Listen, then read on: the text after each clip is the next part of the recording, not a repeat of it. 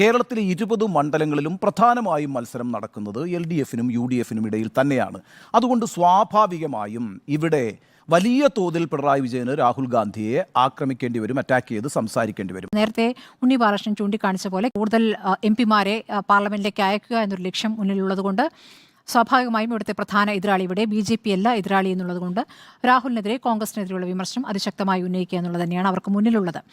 അതേസമയം മോദിക്കെതിരെയോ BJPക്കെതിരെയോ വിമർശിക്കാതിരിക്കുന്നില്ല CPM. കേരളത്തിൽ അവർ fight ചെയ്യുന്നത് പ്രധാനമായും UDFനെതിരായിട്ടാണ്. അതുകൊണ്ട് തന്നെ സ്വാഭാവികമായും ഇനിയുള്ള ദിവസങ്ങളിൽ UDFനെതിരായിട്ട് സുപ്രധാനമായും UDFന്റെ കേരളത്തിൽ മത്സരിക്കുന്ന നേതാവ് എന്ന നിലയ്ക്ക് രാഹുൽ ഗാന്ധിക്കെതിരായിട്ട് മുനമൂർച്ചയുള്ള വിമർശനങ്ങൾ പിണറായി വിജയന് പറയേണ്ടി വരും. പ്രാഥമികമായും അദ്ദേഹത്തിൻ്റെ ആക്രമണം രാഹുൽ ഗാന്ധിക്കെതിരെ തന്നെ ആയിരിക്കുമെന്ന കാര്യത്തിലൊരു സംശയവുമില്ല. അത് ഈ സംസ്ഥാനത്തെ സവിശേഷമായ രാഷ്ട്രീയ സാഹചര്യത്തിൻ്റെ അനിവാര്യതയാണ്. അപ്പോഴും ഇന്ന് രാഹുൽ ഗാന്ധി നടത്തിയ പ്രസംഗത്തിൽ ചില പക്വതക്കുറവുകളുണ്ട്, ചില പ്രതികരണങ്ങളിൽ. നേരത്തെ ചൂണ്ടിക്കാണിച്ച പോലെ എന്തിന് NDAക്ക് കെട്ടിവെച്ച കാശ് കിട്ടാത്ത വയനാട്ടിൽ വന്ന് രാഹുൽ മത്സരിക്കണമെന്നുള്ള ചോദ്യമുണ്ട്. അങ്ങനെയെങ്കിൽ ജയിക്കാൻ സാധ്യതയാണ് പ്രധാനപ്പെട്ട വിഷയമായി പറയുന്നതെങ്കിൽ കർണാടകയിൽ സാധ്യതയുണ്ടല്ലോ എന്നൊരു ചോദ്യം ഉന്നയിക്കുന്നുണ്ട്. അപ്പോൾ വിജയസാധ്യതയുള്ള മറ്റ് മണ്ഡലങ്ങളിൽ നോക്കാതെ എന്തുകൊണ്ട് വയനാട്ടിലേക്ക് വരുന്നു എന്ന ചോദ്യം അവിടെ CPMന്റെ അനുഭാവികൾ, CPIയുടെ അനുഭാവികളൊക്കെ ഈ BJPയെ വളർന്നു വരുന്നത് തടയാൻ, അല്ലെങ്കിൽ BJP ജയിച്ചു വരുന്നത് തടയാനായിട്ട് ക്രോസ് വോട്ടിംഗ് ചെയ്തിട്ടുണ്ട്. ആ അർത്ഥത്തിലൊക്കെ അതിശക്തമായി BJP കടന്നു വരുന്നതിനെ തടയാൻ കേരളത്തിൽ വിട്ടുവീഴ്ച ചെയ്തുകൊണ്ട്, അതായത് സ്വന്തം സീറ്റിൽ വിട്ടുവീഴ്ച ചെയ്തുകൊണ്ട് പ്രവർത്തിച്ചിട്ടുള്ളവരാണ് ഇടതുപക്ഷം എന്ന് പറയുന്നത്. 2016 നിയമസഭാ തെരഞ്ഞെടുപ്പ് നമുക്ക് മറക്കാൻ പറ്റും. അപ്പോഴും പറയുന്നത് എന്തുകൊണ്ട് ED അറസ്റ്റ് ചെയ്യുന്നില്ല? BJPയെ വിമർശിക്കുന്ന 2 മുഖ്യമന്ത്രിമാർ ജയിലിൽ പോയിരിക്കുന്നു. അപ്പോൾ വിമർശിക്കുന്നവരെല്ലാവരും ജയിലിൽ പോകണമെന്നാണോ? ഇന്ത്യ മുന്നണിയിലെ അതിശക്തരായ മോദി വിമർശകർ ജയിലിൽ പോകണമെന്നാണോ രാഹുൽ ആഗ്രഹിക്കുന്നത്? ഞാൻ ആവർത്തിച്ച് പറയുന്ന ഒരു കാര്യമാണ്, ദേശീയ തലത്തിൽ എപ്പോഴൊക്കെ ഇടതുപക്ഷം ശക്തിപ്പെട്ടിട്ടുണ്ടോ അപ്പോഴൊക്കെ BJP അധികാരത്തിൽ നിന്ന് അകറ്റി നിർത്തപ്പെട്ടിട്ടുണ്ട്. അത് 1977 സംഭവിച്ചിട്ടുണ്ട്, 96 സംഭവിച്ചിട്ടുണ്ട്, 2004 സംഭവിച്ചിട്ടുണ്ട്. അതിനൊക്കെ ചുക്കാൻ പിടിച്ചിട്ടുള്ള CPM ആണ്. രാഹുൽ ഗാന്ധി എന്തിനാണ് വയനാട്ടിൽ വന്ന് മത്സരിക്കുന്നത്? രാഹുൽ ഗാന്ധിക്ക് ഉത്തരേന്ത്യയിൽ മത്സരിക്കാമല്ലോ. കേരളത്തിൽ വന്ന് മത്സരിച്ചാൽ കേരളത്തിലെ രാഷ്ട്രീയ നേതാക്കൾ പറയുന്നതൊക്കെ കേൾക്കേണ്ടി വരും. അതൊരു പക്വതക്കുറവായി വേണം കാണാൻ. മുഖ്യമന്ത്രി പിണറായി വിജയൻ രാഹുൽ ഗാന്ധിയുടെ രാഷ്ട്രീയ പാർട്ടിയിൽപ്പെട്ടയാളല്ല. രാഹുൽ ഗാന്ധിയുടെ രാഷ്ട്രീയ പാർട്ടിക്കെതിരെ കേരളത്തിൽ മത്സരിക്കുന്ന CPIMന്റെ നേതാവാണ്, മുഖ്യമന്ത്രിയാണ്. മുഖ്യമന്ത്രി എന്ന നിലയിൽ എല്ലാ മണ്ഡലങ്ങളിലും പോയി പ്രചാരണം നടത്താൻ പിണറായി വിജയൻ ഇറങ്ങിയിട്ടുണ്ട്. പിണറായി വിജയൻ അവിടെ BJPയെ വിമർശിക്കുന്നുണ്ട്, നരേന്ദ്രമോദിയെ വിമർശിക്കുന്നുണ്ട്. ഞാൻ നേരിട്ട് റിപ്പോർട്ട് ചെയ്തിട്ടുള്ളതാണ്. 10 ജൻപത്തിൽ നിന്ന് സോണിയാഗാന്ധി അപ്പോൾ തന്നെ തൻ്റെ കാറിൽ ഇറങ്ങി ആദ്യം പോകുന്നത് ഹർകിഷൻ സിംഗ് സുർജിത്തിൻ്റെ വീട്ടിലേക്കാണ്. ഞാനത് റിപ്പോർട്ട് ചെയ്തിട്ടുള്ള ആളാണ്. പിന്നീട് സുർജിത്താണ് അവിടെ നിന്നുകൊണ്ട് UPA എന്ന് പറയുന്ന ഒരു സംവിധാനത്തെ അധികാരത്തിലേറ്റാൻ വേണ്ടിയിട്ടുള്ള എല്ലാ പ്രവർത്തനങ്ങളും ആവിഷ്കരിച്ചത്. ആ അർത്ഥത്തിലൊക്കെ ഈ ഇടതുപക്ഷ പ്രസ്ഥാനം ദേശീയ തലത്തിൽ ഒരു ബദൽ ഉയർത്തിക്കൊണ്ടുവരുന്നതിന് നല്ല രീതിയിൽ നേതൃത്വം കൊടുത്തിട്ടുണ്ട്. അതുകൊണ്ട് ഇടതുപക്ഷം ഒരു അനിവാര്യതയാണ് ഇന്ത്യൻ രാഷ്ട്രീയത്തിൽ. BJPക്കെതിരായി പ്രത്യേകിച്ച് അവരുടെ BJP വിരോധത്തെയും BJPക്കെതിരായിട്ടുള്ള അവരുടെ നിലപാടിനെയും ആരും തന്നെ സംശയിക്കേണ്ട ഒരു സാഹചര്യം ഇതുവരെ അവരുണ്ടാക്കി. കേരളത്തിൽ പിണറായി വിജയന് എതിർക്കേണ്ടത് UDFനെയാണ്. UDFന്റെ 20 സ്ഥാനാർത്ഥികളെയും പിണറായി വിജയൻ വിമർശിക്കും. അതുപോലെ തന്നെ 20 സ്ഥാനാർത്ഥികൾക്കെതിരെയും പ്രചാരണം നടത്തും. അത് ഇടതുപക്ഷം ചെയ്യേണ്ട, അല്ലെങ്കിൽ ഇടതുപക്ഷത്തിന്റെ മുഖ്യമന്ത്രി ചെയ്യേണ്ട ഒരു രാഷ്ട്രീയ ഉത്തരവാദിത്തമാണ്. 2024 എന്ന് പറയുന്നത് 2019 പോലെയല്ല. 2019 ഇന്ത്യ എന്ന് പറഞ്ഞൊരു സഖ്യമൊന്നുമില്ല. 2024 പക്ഷേ അത്തരത്തിലൊരു സഖ്യമുണ്ട്. ആ സഖ്യത്തിന്റെ ഏറ്റവും പ്രധാനപ്പെട്ട മുഖമായിട്ടുള്ള രാഹുൽ ഗാന്ധി വയനാട്ടിൽ ഒന്നാമത് മത്സരിക്കാൻ വരരുതായിരുന്നു. ഇനി അഥവാ മത്സരിക്കാൻ വന്നാൽ തന്നെ രാഹുൽ ഗാന്ധി സ്വീകരിക്കേണ്ട ഒരു പോസ്റ്ററിംഗ് ഉണ്ട്. അത് ദേശീയ രാഷ്ട്രീയവുമായി ബന്ധപ്പെട്ടൊരു പോസ്റ്ററിംഗാണ്. ഇവിടെ വന്നിട്ട് വയനാട്ടിൽ ഒരു സ്ഥാനാർത്ഥി എന്ന നിലയ്ക്ക് ചുരുങ്ങിക്കൊണ്ട് കേരളത്തിലെ മുഖ്യമന്ത്രിയെയും കേരളത്തിലെ ഇടതുപക്ഷത്തെയും വിമർശിക്കാൻ രാഹുൽ ഗാന്ധി നിന്നുകൂടാ എന്ന് വിചാരിക്കുന്ന ഒരാളാണ് ഞാൻ.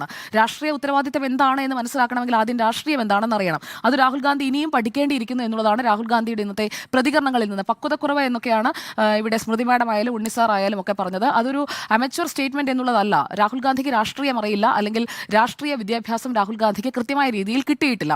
ഞാനൊരു കാര്യം പറഞ്ഞോട്ടെ, ഈ നമ്മൾ വളരെയധികം വിമർശിച്ച ഒരു പരിപാടിയാണല്ലോ കേരളത്തിലെ ഈ നടന്ന നവകേരള സദസ്സ് എന്ന് പറയുന്നത്. നവകേരള സദസ്സിൽ 2-3 മാസം മുമ്പ് കേരളത്തിലെ മുഖ്യമന്ത്രിയും മന്ത്രിമാരും എല്ലാം കൂടി കേരളത്തിലെ എല്ലാ മണ്ഡലങ്ങളിലും സഞ്ചരിച്ച് നടത്തിയ പ്രചാരണമാർക്കെതിരായിട്ടായിരുന്നു. അത് കേന്ദ്ര സർക്കാരിനെതിരായിട്ടായിരുന്നു, അത് നരേന്ദ്രമോദിക്കെതിരായിട്ടായിരുന്നു. കേന്ദ്ര സർക്കാരിൻ്റെ നയങ്ങൾ എങ്ങനെയാണ് സംസ്ഥാനത്തെ പീഡിപ്പിക്കുന്നത്, സാമ്പത്തികമായി ഞെരുക്കുന്നത് എന്ന് വിശദീകരിക്കാൻ വേണ്ടിയിട്ടാണ്. മറ്റു പല കാരണങ്ങളാൽ ആ വാർത്തയിൽ നിന്ന് വ്യതിയാനം സംഭവിച്ചെങ്കിൽ പോലും അടിസ്ഥാനപരമായി BJP സർക്കാരിനെതിരായിട്ട് വിജയനെതിരായിട്ടുള്ള ഒരു പ്രചാരണമാണ് സംഘടിപ്പിക്കപ്പെട്ടിരുന്നത്. ആ കാര്യം നമ്മൾ കാണാതെ പോകരുത്. ഗവർണറുമായി ബന്ധപ്പെട്ട് കേരളം കേസിന് പോയില്ലേ? അത് യഥാർത്ഥത്തിൽ കേന്ദ്ര സർക്കാരിനെതിരായിട്ടുള്ള വലിയ ഫൈറ്റ് അല്ലേ, ഒരു ലീഗൽ ഫൈറ്റ് അല്ലേ നടത്തിയത്? അതേപോലെ ഫെഡറൽ സംവിധാനം നിലനിർത്താൻ വേണ്ടിയിട്ട് ഈ സാമ്പത്തികമായ പരാധീനത സൃഷ്ടിക്കുന്നതിനെതിരായിട്ട് കേരളം സുപ്രീം കോടതിയിൽ പോയില്ലേ? അതൊരു വലിയ ഫൈറ്റ് അല്ലേ നടത്തിയത്? ആ അർത്ഥത്തിലൊക്കെ രാജ്യത്തെ ഈ വളർന്നു വരുന്ന ഹിന്ദുത്വ പുനരുത്ഥാന ശക്തികൾക്കെതിരായി വലിയ പ്രതിരോധം സൃഷ്ടിക്കുന്നതിന് മുൻകൈ എടുത്തിട്ടുള്ള എക്കാലവും നിലപാടെടുത്തിട്ടുള്ള പ്രസ്ഥാനമാണ് ഇടതുപക്ഷ പ്രസ്ഥാനം ദേശീയ രാഷ്ട്രീയ സാഹചര്യത്തിൽ. പക്ഷേ ഇന്ന് കേരളത്തിൽ ഒരു വ്യത്യസ്തമായ സാഹചര്യമാണ്. അവർക്ക് കേരളത്തിൽ കോൺഗ്രസിനെയാണ് നേരിടേണ്ടി വരുന്നത്. ആ കോൺഗ്രസിനെ നേരിടേണ്ടി വരുമ്പോൾ കോൺഗ്രസിന്റെ പ്രധാന മുഖമായിട്ടുള്ള രാഹുൽ ഗാന്ധിക്കെതിരായിട്ട് തന്നെ സംസാരിക്കേണ്ടി വരും. ആ കാര്യം അതൊരു ഒരു ഒരു രാഷ്ട്രീയ തന്ത്രം കൂടിയാണ്, അതവരുടെ നിലനിൽപ്പിന്റെ പ്രശ്നവും കൂടിയാണ്. ആ അർത്ഥത്തിൽ പിണറായി വിജയൻ രാഹുൽ ഗാന്ധിയെ തന്നെയാണ് ഇനി തുടർന്നുള്ള ദിവസങ്ങളിലും വിമർശിക്കാൻ പോകുന്നത്. അത് പിണറായി വിജയൻ മാത്രമല്ല, ഇടതുപക്ഷത്തിന്റെ ആളുകളെല്ലാം തന്നെ കോൺഗ്രസിനെയും കോൺഗ്രസിന്റെ നേതൃത്വത്തെയും കോൺഗ്രസിന്റെ നയങ്ങളെയും എതിർത്തുകൊണ്ട് തന്നെയാണ് കേരളത്തിൽ ഈ പറഞ്ഞ തെരഞ്ഞെടുപ്പിൽ ഫൈറ്റ് ചെയ്യുക. കാരണം അത് ഇന്ത്യ സഖ്യത്തിന്റെ പ്രഖ്യാപിത നിലപാടാണ്.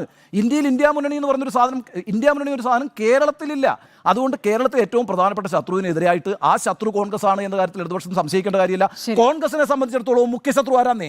കോൺഗ്രസിനെ സംബന്ധിച്ചിടത്തോളവും കേരളത്തിൽ മുഖ്യ ശത്രു എന്ന് പറയുന്നത് ഇടതുപക്ഷം തന്നെയാണ്.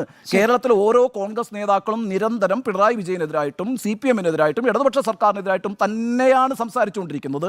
അതേ നാണയത്തിൽ തന്നെയാണ് സ്വാഭാവികമായും ഇടതുപക്ഷത്തിന്റെ നേതൃത്വവും അവരുടെ പ്രതികരണങ്ങൾ വരിക. അതുകൊണ്ട് വരും ദിവസങ്ങളിൽ ഇത് ആവർത്തിക്കാനാണ് സാധ്യത. ഒരു കാര്യം ഞാൻ ആവർത്തിച്ച് പറയുന്നു, ഇന്നത്തെ രാഹുൽ ഗാന്ധിയുടെ സ്റ്റേറ്റ്മെന്റ് എന്ന് പറയുന്നത്, പിണറായി വിജയനെതിരായിട്ടുള്ള സ്റ്റേറ്റ്മെന്റ് എന്ന് പറയുന്നത് പൊളിറ്റിക്കലി ഇൻകറക്റ്റ് ആണ് എന്നാണ് എൻ്റെ നിലപാട്.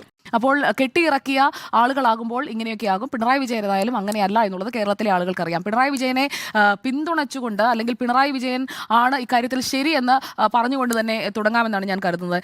കാരണം അത് രാഹുൽ ഗാന്ധിയുടെ ഇന്നത്തെ കണ്ണൂരിലെ സ്റ്റേറ്റ്മെന്റ് ആണ് എന്നെ കൊണ്ട് ഇത് പറയിപ്പിക്കുന്നത്. രാഹുൽ ഗാന്ധി ഇന്ന് പറഞ്ഞത് എന്താണ്? മുഖ്യമന്ത്രി പിണറായി വിജയനെ കേന്ദ്ര സർക്കാർ ഇതുവരെ ജയിലിലാക്കാത്തത് എന്തുകൊണ്ടാണ്? ജയിലിലാക്കുന്നത് എപ്പോഴാണ്? ഒരാൾ കുറ്റം ചെയ്തുവെന്ന് കണ്ടെത്തി അയാളെ ആ കേസിൽ അറസ്റ്റ് ചെയ്തതിന് ശേഷമാണ് ജയിലിലേക്ക് എത്തേണ്ടത്. അല്ലാതെ നരേന്ദ്രമോദി വന്നിട്ട് ദാ പിണറായി വിജയനെ ജയിലിലേക്കാക്കൂ ED എന്ന് പറയുകയല്ലല്ലോ. പിണറായി വിജയനെതിരെ ഏതെങ്കിലും കേസുകൾ ഉണ്ടെങ്കിൽ അതിൽ അന്വേഷണം നടത്തി അങ്ങനെയാണ് ശിക്ഷിക്കുന്നത്. രാഹുൽ ഗാന്ധിക്കെതിരെ നടപടിയെടുത്തു. അതുകൊണ്ട് ഇത് ചെറിയ കുട്ടികൾ പറയുന്നത് പോലെയാണ്. മോശമായി പോയി രാഹുൽ ഗാന്ധി ഇങ്ങനെയൊക്കെ പറയുന്നത്. താങ്കൾ ഒന്നുമില്ലെങ്കിലും 50 വയസ്സ് കഴിഞ്ഞ ഒരു രാഷ്ട്രീയ നേതാവല്ലേ? അതിൻ്റെ ഒരു രാഷ്ട്രീയ ഉത്തരവാദിത്വവും രാഷ്ട്രീയ പക്വതയും അല്പമെങ്കിലും രാഷ്ട്രീയ ബോധ്യവും ഒക്കെ അങ്ങേക്ക് ഉണ്ടാകേണ്ടതായിരുന്നു. എന്തായാലും നിർഭാഗ്യവശാൽ അതൊന്നും രാഹുൽ ഗാന്ധിക്ക് ഇല്ല എന്ന് കേരളത്തിൽ രാഹുൽ ഗാന്ധിയെ എടുത്തു പറഞ്ഞുകൊണ്ടിരുന്ന ആളുകൾക്കൊക്കെ മനസ്സിലാക്കി കൊടുത്ത ദിവസമാണ് ഇന്ന് രാഹുൽ ഗാന്ധിയുടെ കണ്ണൂർ പ്രസംഗത്തിൽ നമ്മൾ കണ്ടത്. खत्म,